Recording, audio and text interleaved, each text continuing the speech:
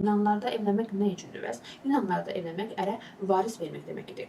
Atinada saygın bir qadın sap sperm alıcısı olaraq görünürdü. Yəni əkiləcək torpaq olaraq adlandırılırdı.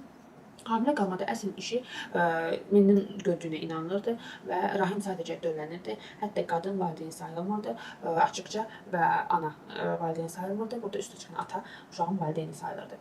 Yunan kültüründə, mədəniyyətində qadınların əsl funksiyası fiziki idi. Bu baxımlardan da onlara təhsil vermək, onların sosial həyata qarışmasına icazə vermək lazımsız görülürdü, ehtiyac görülmürdü və qadınlar dörd divar arasında, hündür divarlar arasında olan iç otaqlarda yaşayırdılar. Sadəcə kölələrlə və ailə üzvləri ünsiyyət qura bilərdilər. Gəl gör ki, həmçinin də arvadlar kişilərinin əllərinin qatıldığı o simpozium ziyafətlərində qatılma hüququndan məhrum edilə, belə bir hüququ yox idi.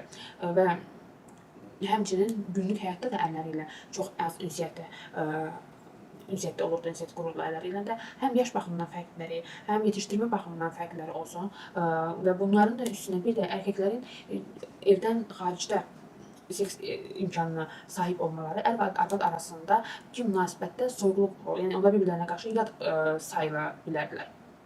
Hətta bunu bilən ilk qanunvericilərindən olan Atinanın Solon bu ər və arvad arasındakı ilişkiyi bir qanuni vəzifə halına gətirmişdir. Necə ki, onlar Solon erkəklərdən eşləri ilə ayda 3 dəfə də olsa cinsel ilişkiyə girməyini istəyirdilər. Və